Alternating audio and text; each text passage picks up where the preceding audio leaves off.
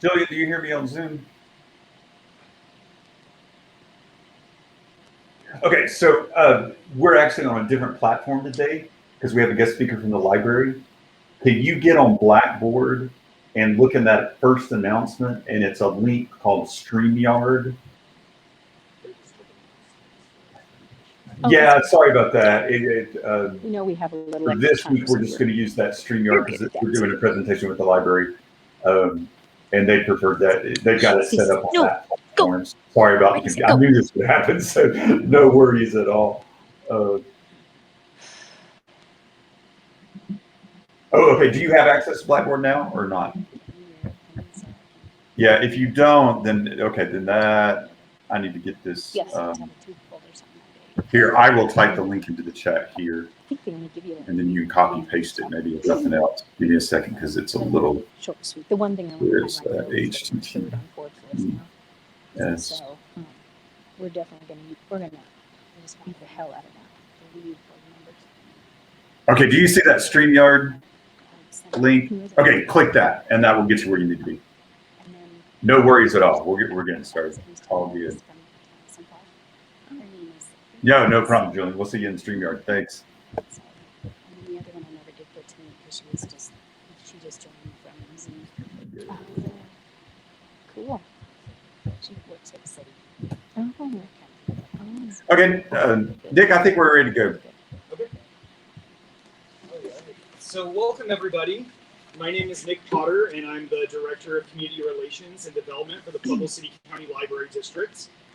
First of all, I want to thank your professor, Dr. David Volk, for providing this opportunity for us so that we can provide financial literacy to you all.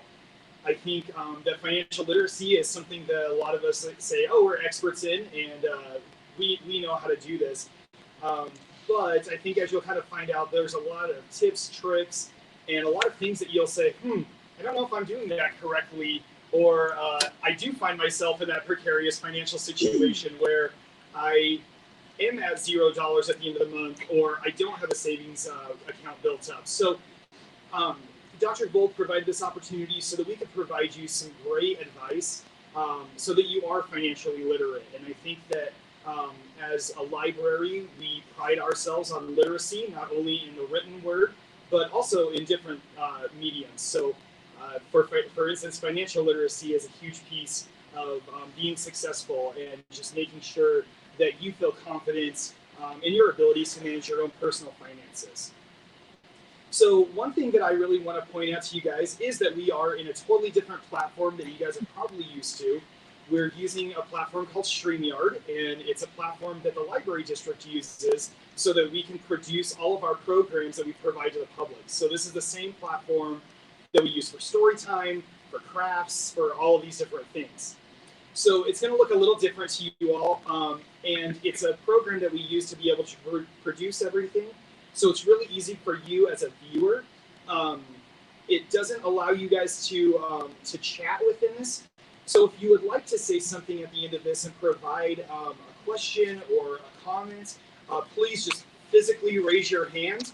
I can see a little ghosted image of you all in the bottom, and so we can pull you up into the stream.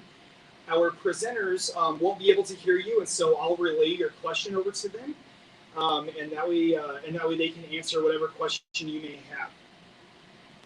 So with that, I hope you guys can sit back and enjoy. We have Terry Baughman and Stacy Harner from the Bank of the San Juans presenting on setting financial goals. And so this is a 4-part series, and we will record another portion of this immediately after today's program and email it over to Professor Volk. And then we'll see you again here on Thursday. So with that, I'm going to toss it over to the folks from the Bank of the San Juans to provide the Money Smart program presented for the FDIC that's called Setting Financial Goals. Thank you. To present these modules to the students.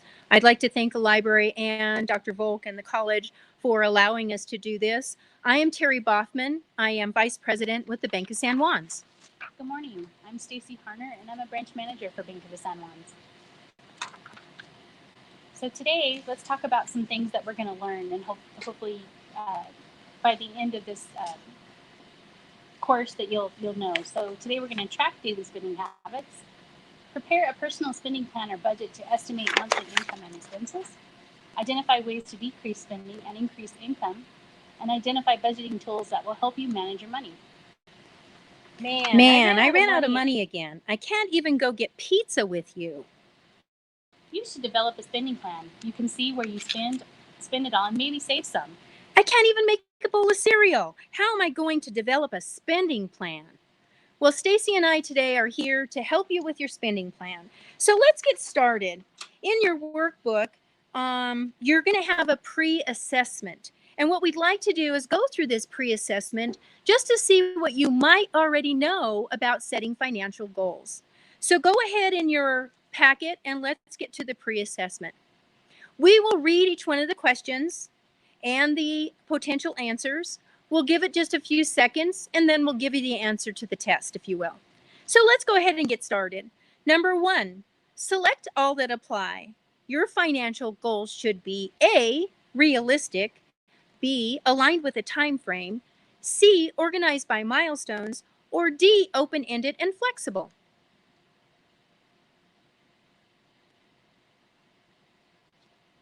And the answers are A, realistic, B, aligned with a time frame, and C, organized by milestones. Number 2, the main reason that it is helpful to track daily spending habits is to A, enter them on a computer worksheet, B, know exactly how your money is spent, C, increase your income, D, decrease your spending.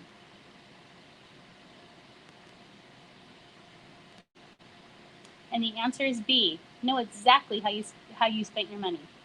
Number 3, before you prepare a spending plan, the 2 most important things you must know are A, total income and expenses, B, your car payment, C, how to plan for savings and food, or D, what you spend on your phone bill and movies.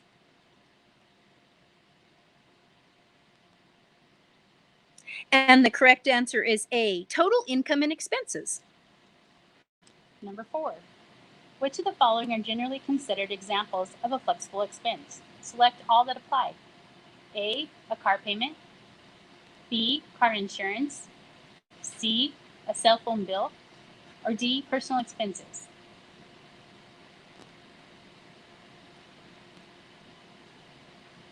And hopefully you picked C and D, a cell phone bill and personal expenses.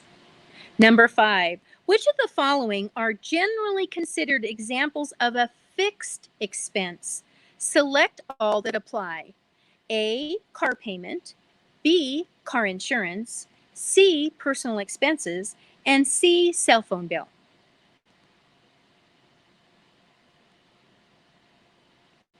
And the correct answers are A, car payment, and B, car insurance. Number 6, adopt the habit of paying yourself first. On your worksheets, list savings as A, a fixed expense, B, income, C, entertainment, or D, a flexible expense.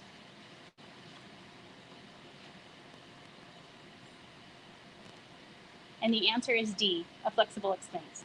Number 7, increasing cash flow means A, you must get a part-time job to fill up free time, B, getting money from the ATM, C, borrowing money from a family member, or D, lowering your expenses so you have more money at the end of the month.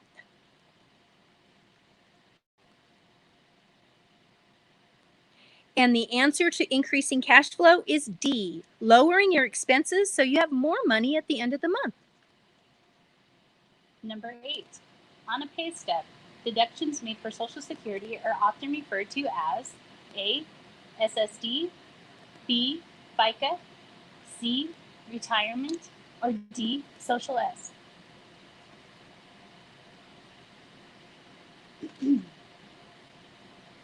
And you would be correct if you picked B, FICA.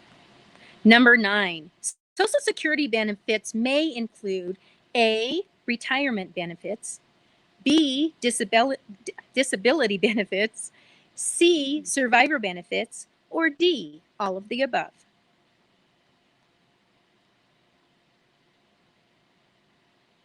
And the correct answer is D, all of the above. And number 10, on a typical pay stub, net pay, sometimes referred to as take-home pay, is often smaller than A, total Social Security deductions, B, your gross pay, C, overtime hours, or D, bonus pay.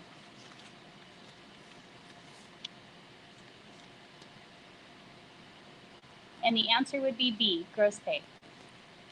Number 11, if you earn $10 an hour at a part-time job and you work 16 hours in a week, your take-home pay for that week will likely be A, exactly $160, B, slightly more than $160, C, less than $160 due to deductions, or D, automatically deposited.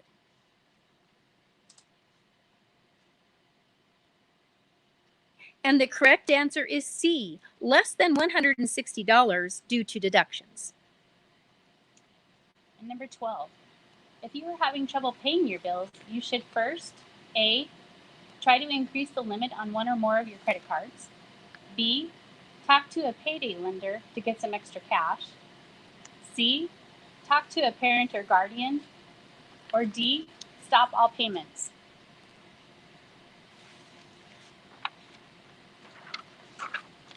And the answer is C, talk to a parent or guardian. I hope you did a great job on those pre-test questions. The goal, of course, is to make sure that you have some idea, possibly, about setting financial goals. And so that's the reason for doing that exercise. If you got them all right, that you're a superstar. You could probably just teach this class. But we hope that there's some areas that you might have some areas that you can improve on. And that's what we're going to do today, is really help you to put together an idea and some very good ideas on how to set financial goals. So let's go ahead and move over to workbook page number 9. What is a spending plan? A spending plan is a step-by-step guide for meeting expenses in a given period of time. And so as we talk about those and we're looking at our financial goals, some things that we need to really be considering is be realistic. Be specific. Have a time frame.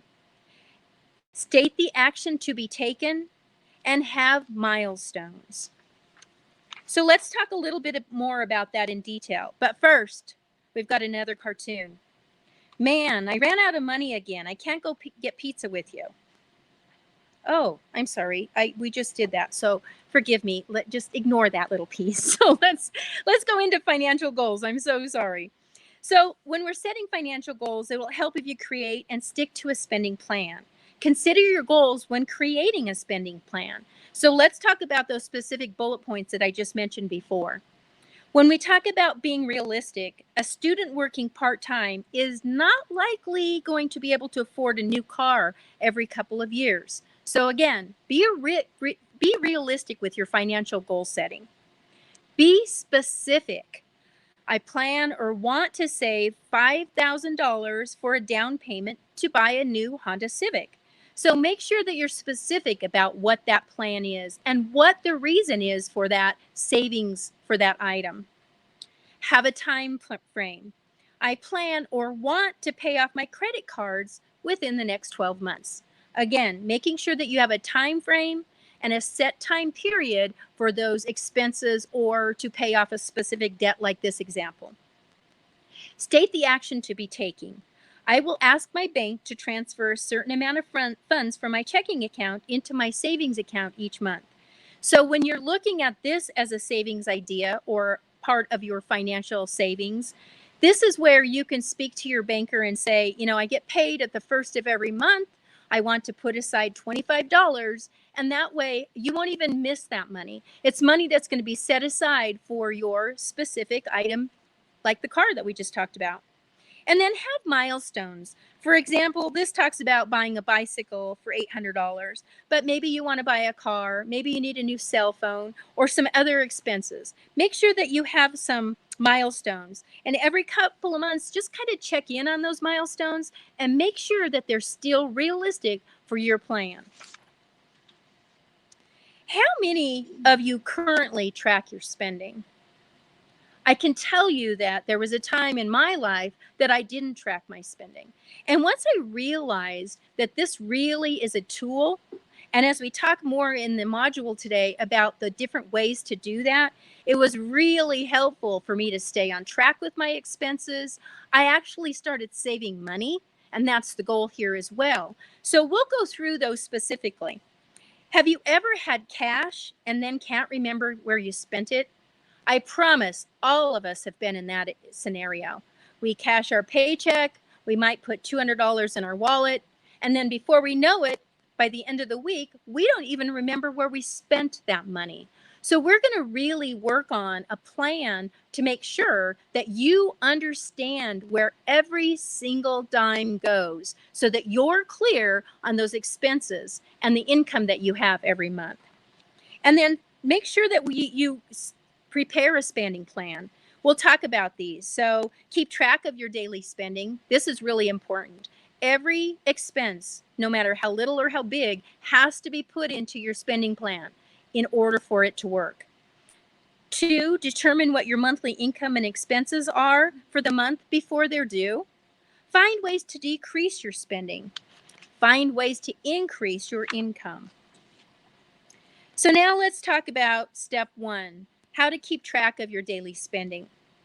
It's really important for you to understand the difference between a need and a want. And I know we all know what that is. There are many things that we really consider to be something that we need, but we have to be realistic when we're looking at setting financial goals on, is this really a need or a want? I remember teaching JA classes for many years. And one of the 5th grade classes that I would teach talks specifically about needs and wants. So I know that many of us have understood this from a young age, but it's really important when you're setting financial goals to make sure that you really understand need and wants. It's going to be extremely important for setting those financial goals. Again, do you know where your money went for the month? To control your money for the month, understand where your money goes. And keep a personal spending diary. And we're going to talk about some different ways to do that, keeping those specific diary on your spending. On workbook page 11, we have a daily spending diary that we're going to talk about. And this could be a tool for you to make sure that you're tracking your daily and monthly expenses. So we're going to write down what you spend in a typical day and use the daily spending diary to keep track of everything you spend. Here we go on activity number 1, our daily spending diary. So this is an example of how you can track those daily spendings. Be sure that, like I said, to write everything down, no matter how small those are. So Stacy, let's give them some examples of how we can track our daily spendings. So for instance, I'm going to give an example that on Sunday, I go buy groceries. On Monday, I put gas in my car, and I also have a lunch date. On Tuesday, my favorite day, I go get Starbucks. On Wednesday, I buy donuts for my staff. Thursday, another favorite day, I go get a nail appointment. On Friday, I have another lunch date with a friend. And Saturday is dinner with family, and we have pizza. So make sure that you take some time to use this as a tool for your daily spending. You'll be surprised how much is going out into expenses that might not be a need, but a want. So make sure that you take a look at and use this as a tool. I would encourage you to start doing that right away, just so you can start kind of evaluating what your daily spending diary looks like. All right, let's look at step 2. This is an area that we're going to determine income and expenses. So income is money that comes from various areas.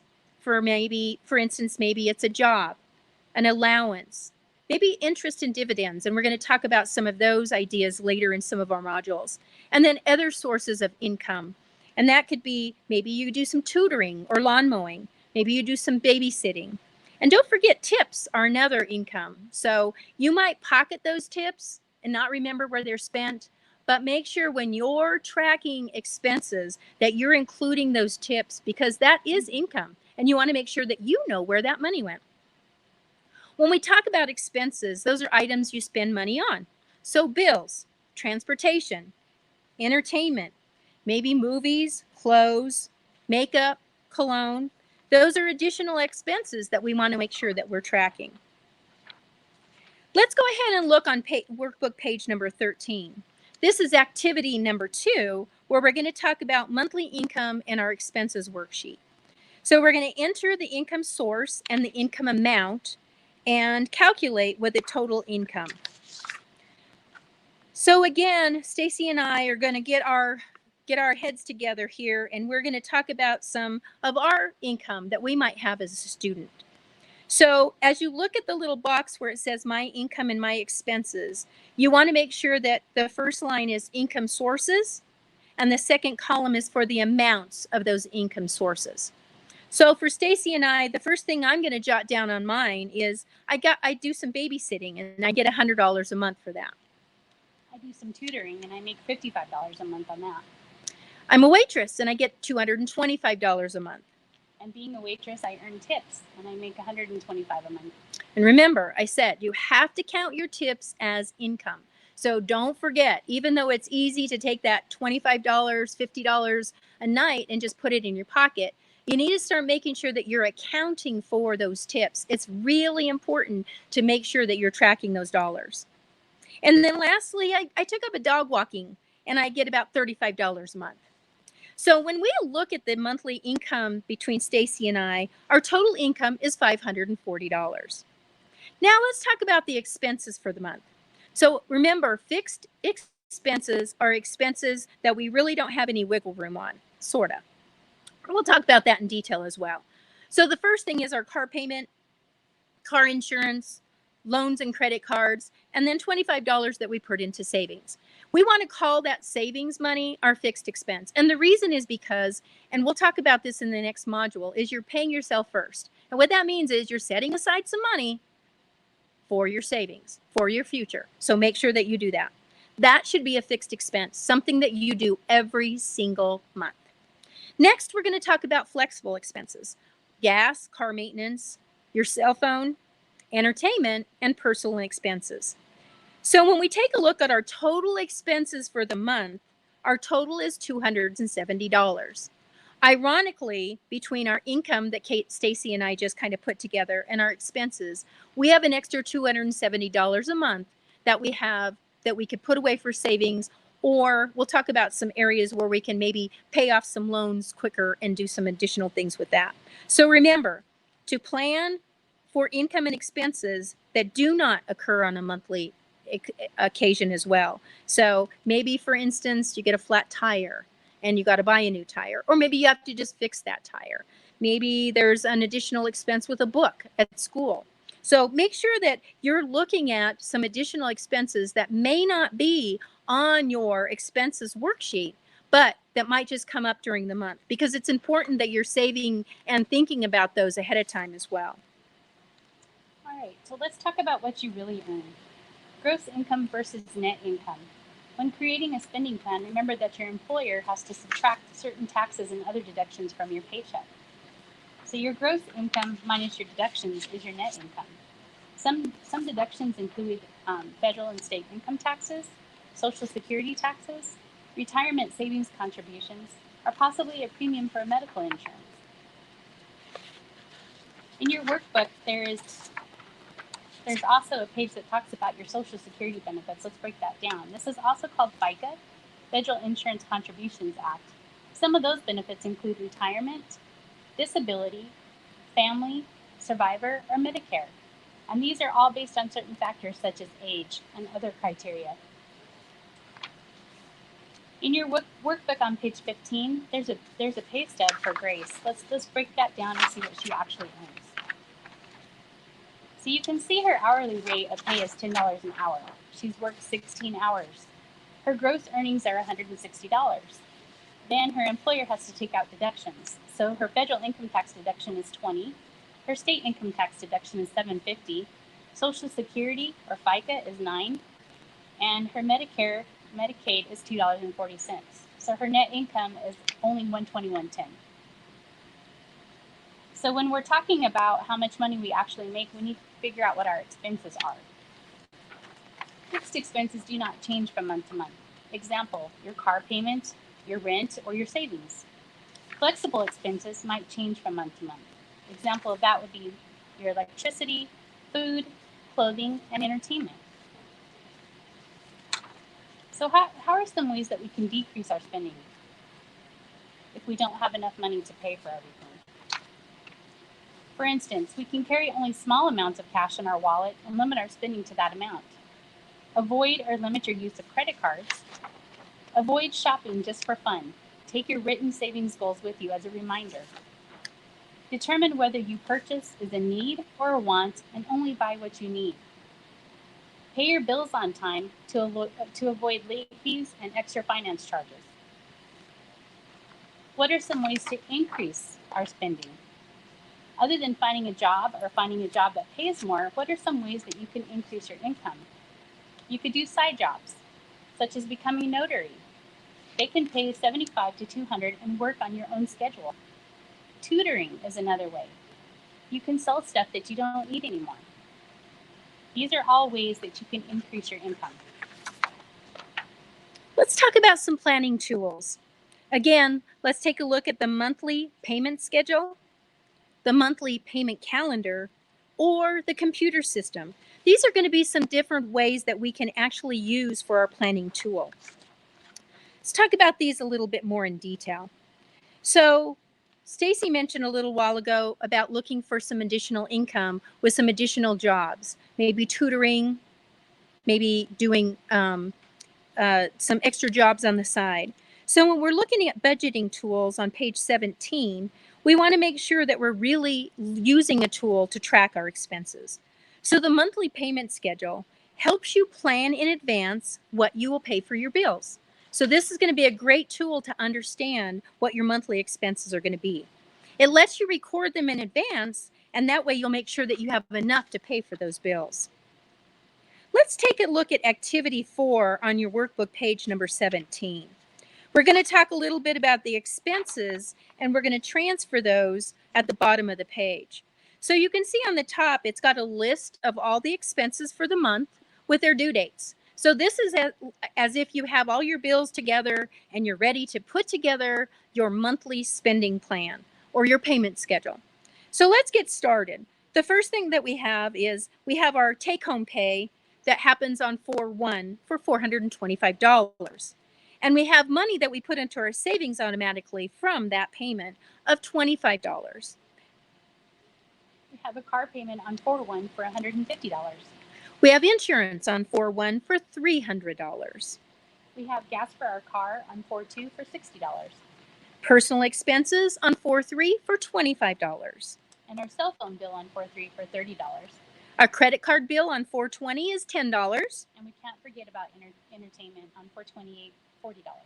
So our total expenses are $640. So now let's take a look at another tool. And this is a tool I really enjoy and I like to look at. I'm kind of a girl that likes to see the overall picture. So this really helps me to use a calendar for my tool tracking. So let's look at workbook page number 18 for activity number 5. Here's where we're going to take the exact expenses that Stacy and I just talked about, all those bills and expenses that you have for the month, and we're going to list it on the calendar. So for instance, the one thing that you may notice as you were completing this based on the information we just talked about is we get our paycheck on 4/1 for $425. We put $25 of that into our savings. We need to pay our insurance, and that's $300. And our car payment is $150. If we add up our expenses on just that one day, it's $475. Don't be concerned. Here's what you need to make sure that you're doing. When we look at a monthly payment calendar like this, you're going to need to make sure that your expenses are spread out throughout the month. So even though you have a big chunk of your expenses that are due on the first part of the month, and you get paid on the first part of the month, you need to make sure that you carried over some of your money from the previous month, or maybe you got some extra income that you can add so you can make sure that you can pay those expenses.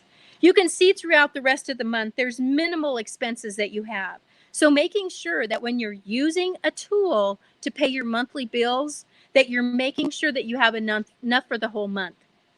And if it means you need to save some from your previous month to carry over so you can pay your expenses, make sure that you're doing that. This is a great tool and just an example of a way to track those monthly payments. So let's take a look at what happens if I cannot pay my bills.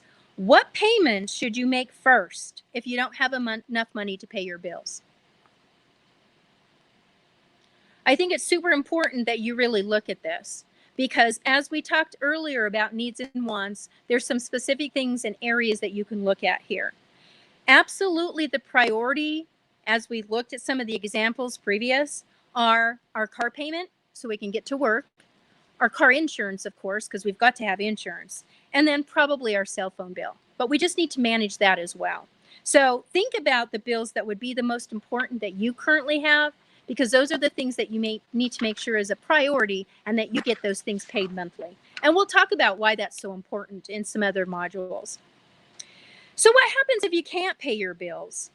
Talk with a parent or a guardian or another adult you can trust. Pay your necessary expenses first, and that's key. Get it out of the way. Just go ahead and get those paid. Pay off loans with the highest interest rate first to save on interest. And we'll talk about that later in the modules as well. It's really important to understand those kind of payments and how to get those payments paid off quickly. Talk to your creditors as soon as you can. If you're having a problem making your payments, reach out to your, maybe it's the rent. Maybe they'll let you pay half this week and half next week. Maybe it's your car payment. Maybe you can do a skip a payment on your car payment.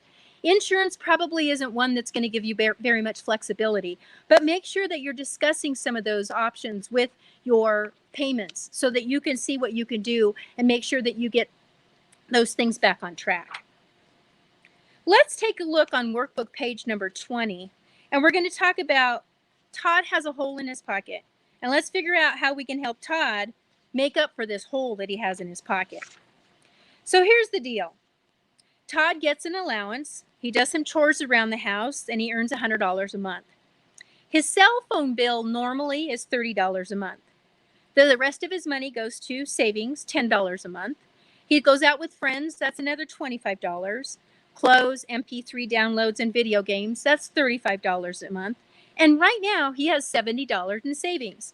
So it sounds like Todd probably has a good handle on it. But uh-oh, this is what happens. Last month, Todd got a little crazy and went over his allowable minutes on his phone. I know every one of us has done this. You're not thinking about it, you're not paying attention to it, and before you know it, your cell phone bill is increased from $30 to, $256 for Todd. This is not good. So let's take a look, Stacy. Let's figure out how can we help Todd get back on track with this. Let's develop a spending plan. So first off, the first thing maybe we could do is, how about, Stacy, we just don't put any money into savings this month. That's going to be $10. How about he's not going to go out this month and have some going out with his friends and save $25. And then clothes and download and video games, that's another $35. So right there is another $70 that are not needs for Todd that we can set aside to try to help get him back on track with this cell phone expense he suddenly has. On top of that, remember, he has $70 in savings. So at this point, he has $140 that he can put on that cell phone bill to try to get him back on track. So again, just make sure there are going to be bumps in the road, I call them, where expenses either come up that you weren't expecting or you weren't paying attention to your cell phone minutes and you went over. So be aware of that and look for ways to cut back some expenses so you can get yourself back on track. It's important for that, for sure. All right, Stacy. Wow. Making a spending plan seems easy enough. Just remember to keep receipts and write down all of your expenses. Hey, can I borrow $5 for pizza? If you let me help you plan to pay it back. Good idea. I like it. All right. Congratulations. You've completed the Setting Financial Goals module today. Here's what I hope you learned. How to track what you spend each day so you know exactly where your money goes. How to prepare a personal spending plan to estimate your monthly income and expenses so that you don't run out of money at the end of the month. ways to decrease spending and increase income to help you manage your money. Which tools you might use to manage your money better. So make sure we hope that you learned some things from this, and like everything, there's a test. It's not really a test. It's just kind of a knowledge check on what you learned today. So let's turn to the back of your workbook and take a look at the knowledge check. Again, at the beginning, we did sort of a pre-test just to see maybe give yourself an idea of what you learned. This is a knowledge check to see what you did learn. So let's go through and do a run through on this. Number one, your financial goals should consist of what? Select all that apply. A, specific information. B, milestones. C, actions to be taken. And D, items you want to purchase. If you learned something today, your answer would be A, specific information, B, milestones, and C, actions to be taken. Number two, you will be more likely to do this if you track daily spending habits by A, reducing deductions from your paycheck, B, working more hours, C, purchasing a larger number of items, or D, understanding how your money is spent. I bet you got this one right. It's D, understanding how your money is spent. Number three, you cannot prepare a personal spending plan without first knowing these two things. A, your total income and expenses. B, your address and zip code. C, your overtime hours and vacation pay. D, your savings accounts, interest rate, and fees. You had to get this one right. It's your total income and expenses, A. Select all of the flexible expense items from the list. A, personal expenses. B, monthly car payment. C, cell phone bill. D, savings. Remember, we talked about this. Flexible expenses are A, personal expenses, C, cell phone bill, and D, savings. Number five, select all of the fixed expense items from the list. A, monthly cable television bill, B, savings, C, personal expenses, and D, monthly car payment. The correct answer would be A, monthly cable and television bill. Number six, you can pay yourself first by listing this item as a flexible expense on your worksheet. Remember, flexible expense. A, clothing expenses, B, entertainment costs, C, savings, or D, tuition fees. The correct answer would be C, savings. Number seven, if you increase your cash flow, then you have A, agree to work no fewer than 4 hours of overtime each week.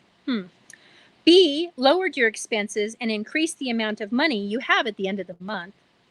C, doubled the amount of cash you were able to access from the ATM. Not sure how that would work out. And D, arranged for your boss to pay you twice a week instead of once a week. If you can make that happen, please let Stacy and I know that.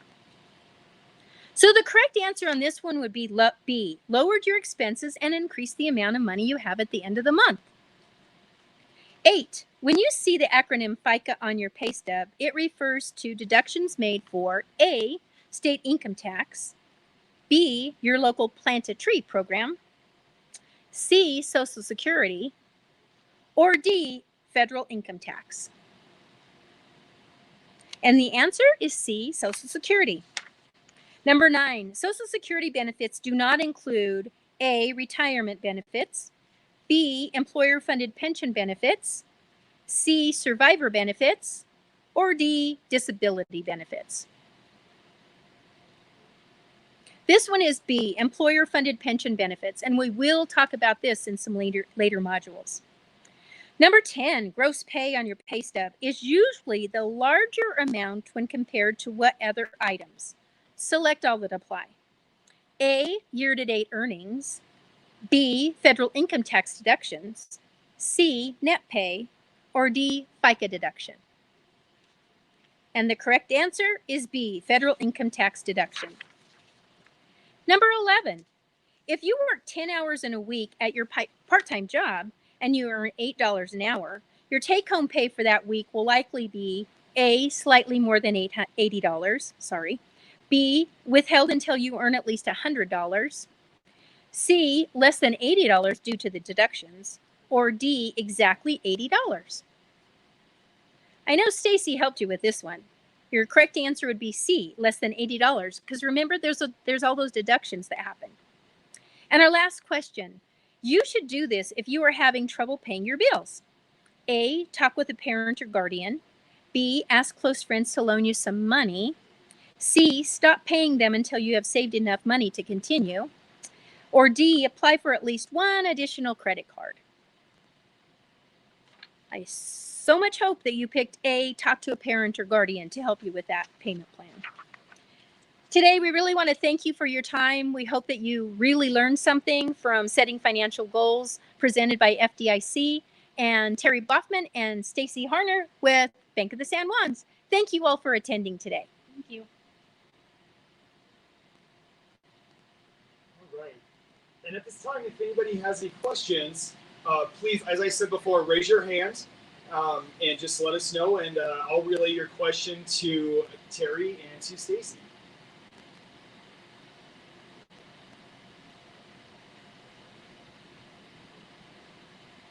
All right. I see that Professor Volk has a question. Uh-oh. And then Dr. Volk, there you go. You unmuted yourself. Go ahead. Yeah, but, no, I'm just curious because I know we've even had some students that ask about investing and, as they're saving, what are some options and maybe the easiest way to look at investing in your money.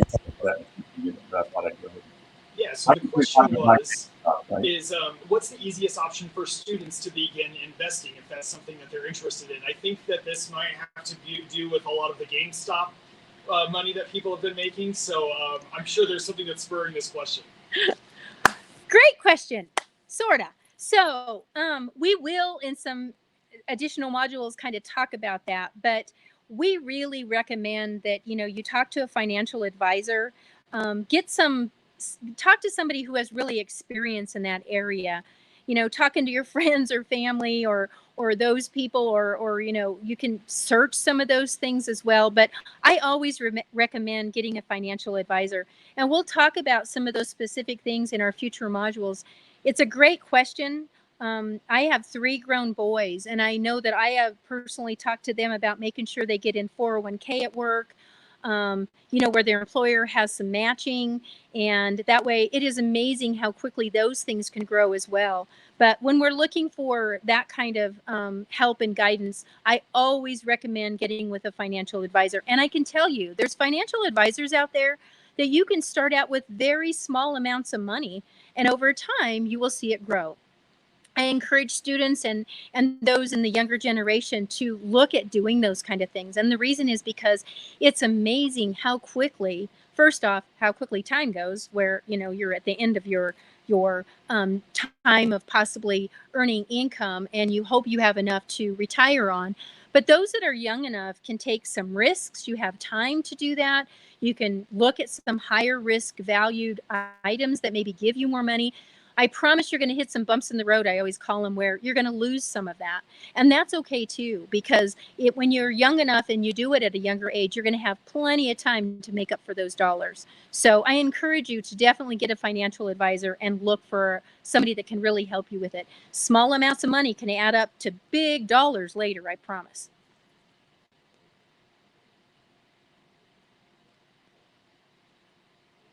Does anyone else have any questions? Terry, I have one.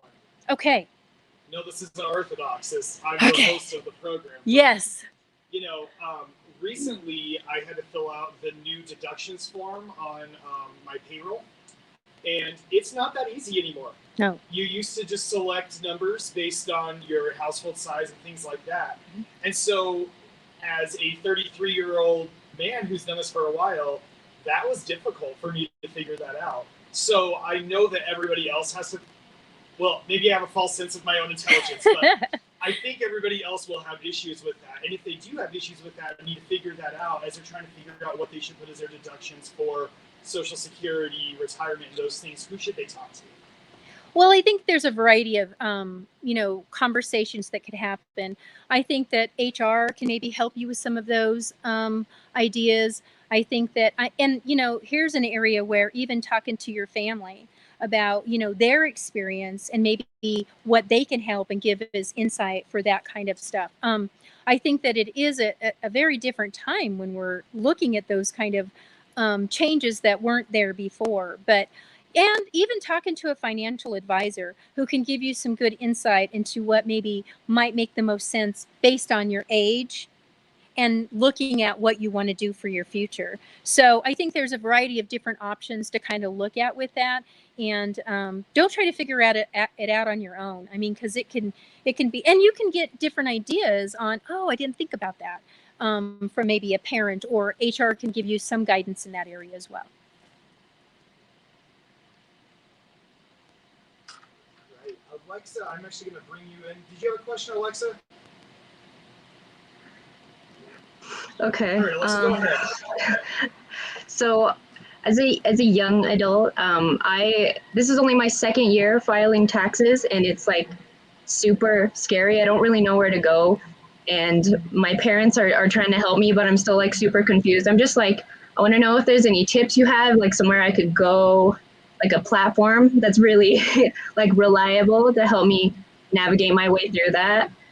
So this is Alexa's second year in applying for her taxes, or in completing her taxes. And, it's scary as a young adult to try to complete this from the beginning. And so she's wanting to know if there's a tool for her to kind of understand how to file her taxes on her own, or if there's some kind of a platform that can help her to file her taxes and to combine all that information together. I think TurboTax, TaxAct, TurboTax on the internet. You can log in. It walks you through step by step, especially for someone who just has simple taxes. You just basically answer the questions and put the information in. And there's also a little side window that you can ask your own questions to a tax professional, and they'll guide you through it. So yeah, I think those are good platforms to start with. Okay, I have one other question. Can I ask another question real quick? So I did try TurboTax, and I think what was like confusing about that was that I have a lot of investment portfolios just for kind of fun. I started them when I was like 18. As soon as I could, I have a Roth IRA, and then I have some other income. It's supposed to be like an income building portfolio, and then I have another portfolio that I just mess around. So I have a lot of investing portfolios, and it was kind of confusing to put that information in. And I think that was a little bit too advanced for TurboTax. So is there any advice on that? So Alexa is a little bit more advanced than I think most of the people that are taking this module. And she has multiple investments that she's actually started since she was 18. So she is definitely head and shoulders above some of the folks that are at her age. And so when she was doing TurboTax, it wasn't really equating as a one-to-one. It wasn't the most intuitive piece for her. So she's wanting to know if there's advice, since she has investments and she's trying to do her taxes on her own, but then within TurboTax, it's a little complicated. I would probably recommend a tax expert. I would too. I would definitely recommend somebody that could help her actually prepare it the correct way.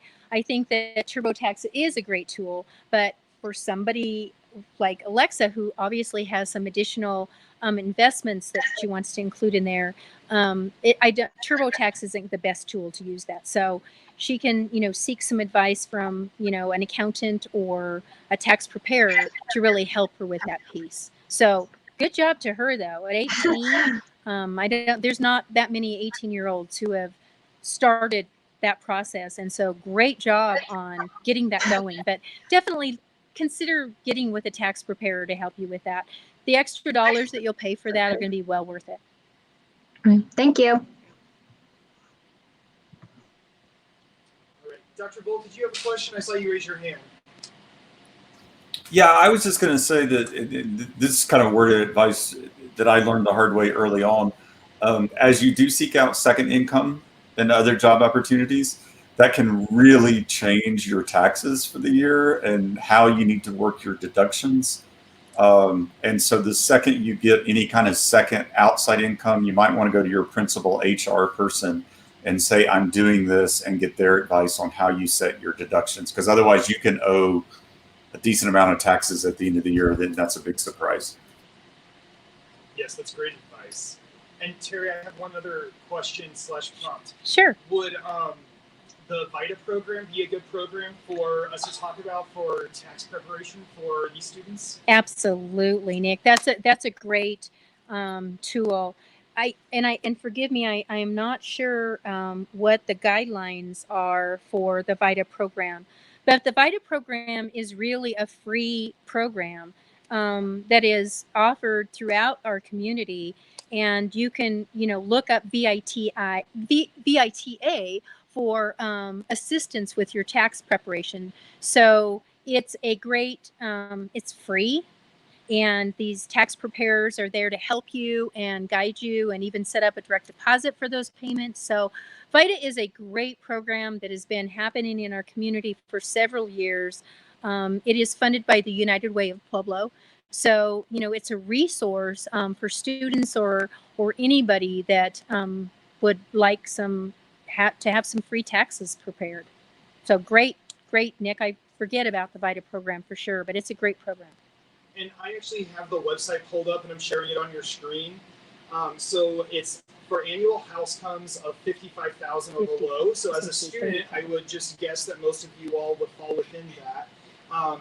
And with COVID, things have made this a little interesting because it's kind of hard to get together as a group. However, you can see locations where VITA is still operating in Pueblo. And so again, this is something that's provided by the Pueblo United Way.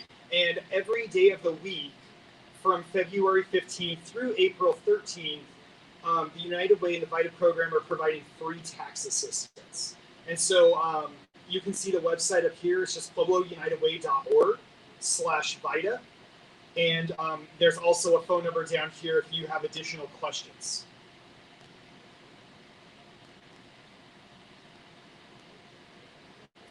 All right, everyone. I know we're running short on your time for us to conclude today. I really wanted to just thank you all for participating. And again, we will be recording the next program for this that we'll be sharing with you. And it is a springboard off of what you've learned today. So if you've learned some great information today, just wait for what's going to be coming in your Blackboard or in your email. So thank you so much for joining us, and we'll see you guys on Thursday.